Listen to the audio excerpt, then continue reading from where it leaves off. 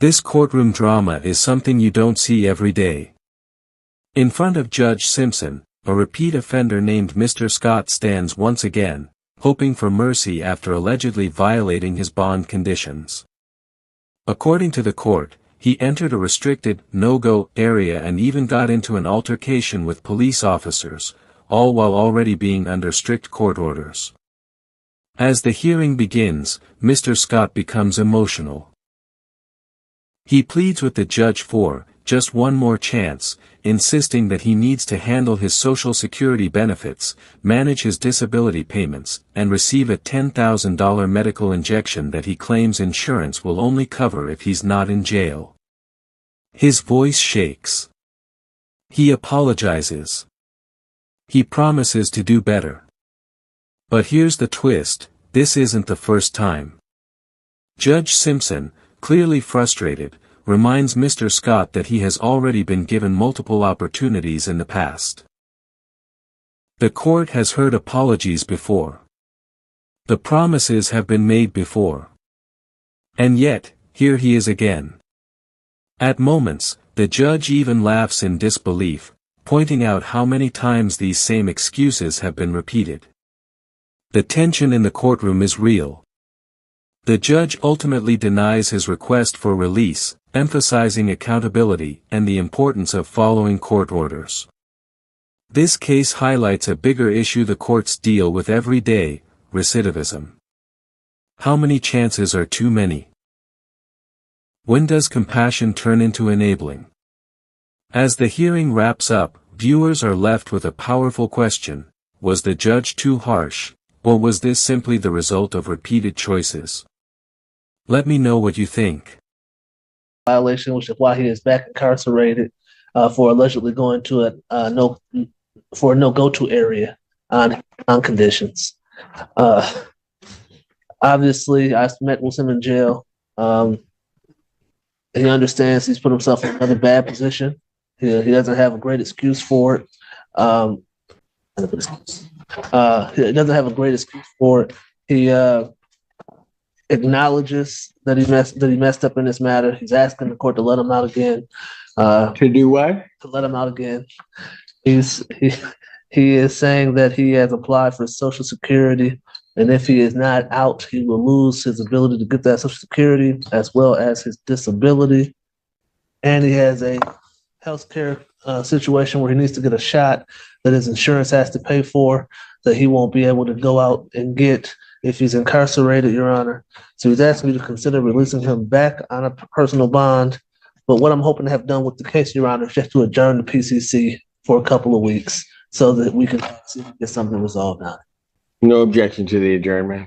People's position unbound.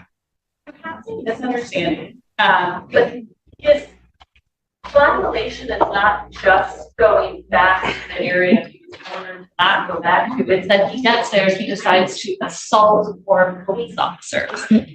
That's the violation. So he was arraigned, I apologize, we'll get these things to you. He was arraigned on February 13th on an RNO and a trespass from Village Grove. He was told not to commit any additional crimes, no assaultive behavior, and no go-to.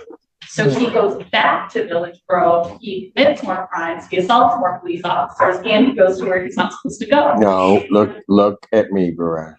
You're telling me that's wrong. No. So now we're here on these two cases. In addition to that, so Mr. Easter's done a fantastic job where he does file as well as he does all his files. He has tried to negotiate. Except the dog way. Wait, go ahead. He has tried to negotiate this case with me. I've explained to him that I do not intend to make Mr.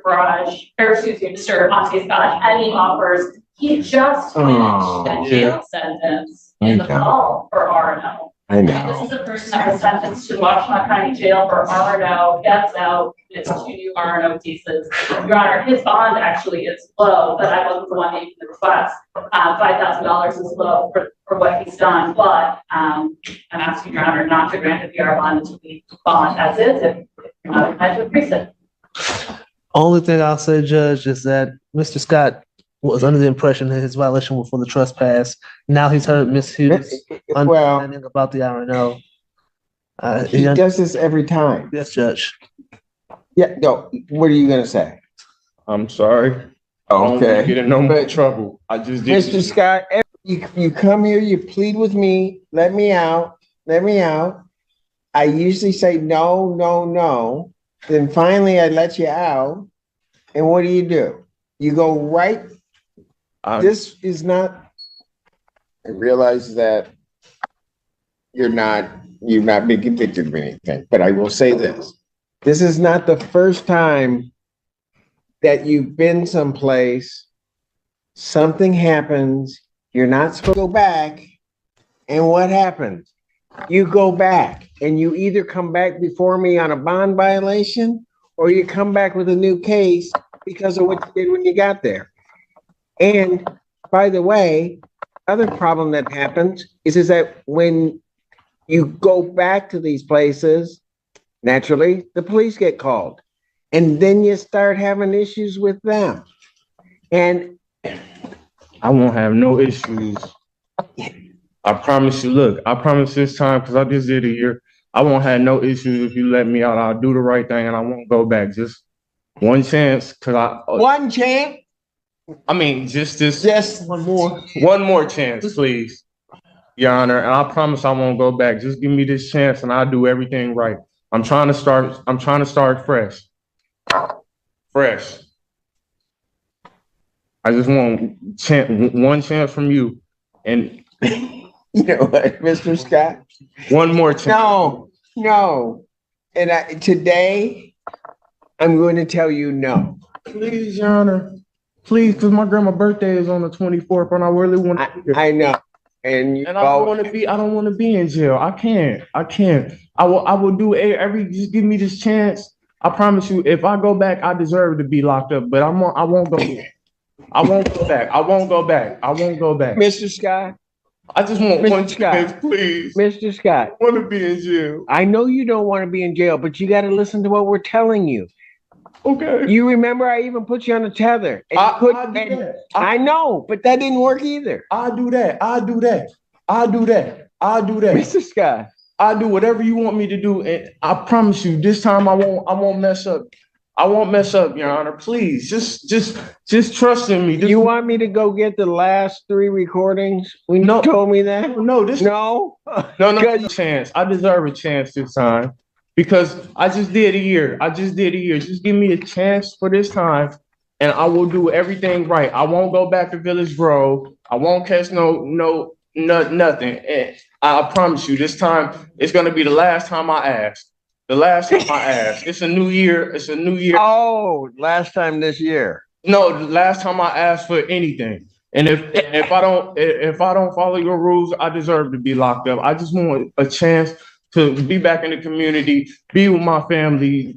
Because if it's gonna be hard, my Social Security been cut off for a whole year. I haven't even got my check yet and then I gotta get my shot on Monday. If I don't, they can't give me my shot in here because it's a $10,000 shot. But I do need my shots. I have to go to CMH. I'm starting my new job next week at the CMH building. Just give me this chance so I can do all this stuff. And if I promise you, this will be the last time I promise you anything. Is this Groundhog Day? Because this is the same thing I hear. But I'm telling you. How many times have you told me this? All right. This is like the 4th time. Let's make a deal. Oh, well, okay. So we're gonna start negotiating. Yeah, we're gonna. Okay. All right. So if you realize this isn't a fair negotiation, because you're the judge and I'm not. Yeah. Yeah. Okay. As long as we understand that, go ahead. All right. This would be a bigger deal. If I get any more trouble, you can lock me up for a whole another year. I just don't want to get in no more trouble. I know, Mr. Scott. I don't want to get. Listen, I don't want to get in no more trouble, Your Honor. I know you don't want to. You can't help it. I can't help it, but I do need my shots. And if I don't get my shot, I can go to the mental hospital or anything. I don't want to. Well, can you give me Washington County Sheriff's Office will make this is the last chance I have. No, they can't. It's $10,000. They can't pay for it because my insurance can. My insurance can pay for it on the outs. And I'm getting my job back. Please let me go back home. I don't care if you put me on tether. I don't care if you put me on house confinement. I will do the right thing from now on. I won't get in the Both of those we tried. Can we They try didn't one more work. time? No, not today. Well, can we try to let me out this time? And then not today. He said no. But Mr. Simpson, if you don't let me out, I won't be able to shoot. I won't be able to show you my. I won't be able to show you my honest thing, man. Just Mr. Simpson, please just give me one Mr. chance. Scott, I don't want to be locked up. Mr. Scott, I know you I don't. don't want to be locked up, man. Every But- time I but get Mr. locked up, somebody put their hands on me or do something to me in there. Okay, Mr. Scott. Yes, listen to sir. me. We go through this every time. But it's a new year. And what? It's a new year. Just Listen to him. I'm gonna listen to him. I'm just getting emotional. I'm sad right now. I know. And all I'm going to tell you is, I won't say it won't happen ever, but not today. Well, what am I supposed to do? I Just can't. sit tight. Just sit tight. If you give me this chance, Your Honor, I promise you. Listen, I promise you, I do the right thing. He said no. I do the right thing from now. Just one chance, Your Honor. You saying no, but in your heart, I know you really wanna give me a chance. In your heart, just give me a chance this time. I I promise. appreciate you acknowledging that I have a heart. I know you got a heart, but can you please just Simpson, please just give me a chance this one time. Okay. You can go to. No, Well, can I Not- have a lower bond? not today, Mr. Scott. Well, my grandma's birthday is on the 24th. Today. My brother's birthday on the 23rd. My sister's birthday on the 22nd. You can go to deputies. What am I supposed to do? I mean, I don't want to just sit in jail and rot. You gotta sit tight, Mr. Scott. He close the My file. intention is not to have you rot in jail, but I'm not letting you out today. So I'm not getting out no more. Go to deputies. Not today, So when do I come back to court? the 28th. And then what? We'll try. I don't know. You say that all the time. You don't know. Whoa, No, really? I'm not saying you. Seriously? No, I'm not I think like you that. need to stop about now. No, I'm saying like. I think you need, Mr. Scott, you need to stop about now. I'm sorry. I apologize. I don't want you. I mean, I don't want you to say that all the time. That's what I meant. Okay, That's what I meant. I know. But what? Well, Okay, all right, go to deputies. am I gonna get out ever? That's all. Oh, eventually, yeah. Because we'll run out of time. Huh? Nothing. Go. All right, thank you. All right, gotta go now. Gotta go now. You gotta do it, bro. No, because every time you get wrong. Let's go to deputies. I wish. All right. All right, go to deputies. We'll see what happens on 28. You're in custody. Thank you. Good to tell you. Okay, then you're in custody, and then just. Good to tell you. Oh, Yeah. so, got it. So, I didn't want to let you know. All right. Court recalls, okay. Garage, cooperate, don't mess up, because you do something here, then we're gonna have a problem. Okay. Why seriously? This courtroom hearing begins with a sense of déjà vu. The kind of tension that only comes when everyone in the room already knows the history. Mr. Scott stands before the bench once again, facing Judge Simpson after allegedly violating the very conditions that allowed him to be out of jail in the first place. It's not his first appearance. It's not his first warning. And as the hearing unfolds, it becomes painfully clear that this moment is the result of a long pattern rather than a single mistake. The court reviews the allegations. While out on bond, Mr. Scott reportedly entered a clearly defined, no-go zone, an area he was specifically ordered to avoid. That alone would have been serious. But the situation escalated further, allegedly involving an altercation with law enforcement officers. For the judge, this isn't just about being in the wrong place. It's about disregarding direct court orders and creating new problems while already under supervision. When Mr. Scott is given the opportunity to speak, his tone shifts quickly. What begins as explanation turns into emotion. He tells the court he needs another chance. Just one more chance. He says he's dealing with disability. He says he relies on Social Security benefits. He explains that there's a $10,000 medical injection he's supposed to receive, and that his insurance will only cover it if he's outside of jail. He paints a picture of someone struggling, someone overwhelmed, someone who feels trapped by circumstances. His voice cracks as he speaks. He emphasizes how important this medical treatment is. He talks about his health deteriorating. He suggests that being incarcerated will only make everything worse. He says he's not a bad person, just someone who made mistakes. He promises he can do better if released again. But the courtroom doesn't feel convinced. Judge Simpson listens, but there's visible frustration in the response. The judge reminds Mr. Scott that bond is not automatic. It is a privilege granted under specific conditions. Those conditions are not suggestions, they are requirements. And when someone repeatedly violates them, it forces the court to reconsider whether trust is being taken seriously. The judge goes over the record. Prior violations, prior warnings, previous chances. Each time, there were apologies. Each time, there were promises. Each time, there was a commitment to do better. And yet, here they are again. The repetition weighs heavily on the courtroom. At one point, the judge reacts with a kind of disbelief that borders on laughter, not because the situation is funny, but because the pattern has become so familiar. The same excuses, the same emotional appeals, the same assurances that this time will be different.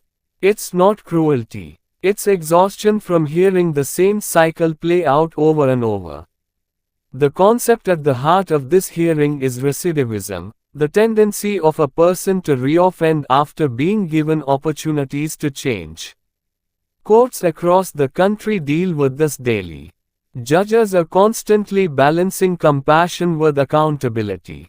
On one hand, the system recognizes that people struggle, that life circumstances can be difficult, that poverty, health issues, and instability can push individuals into bad decisions. On the other hand, the court system relies on rules.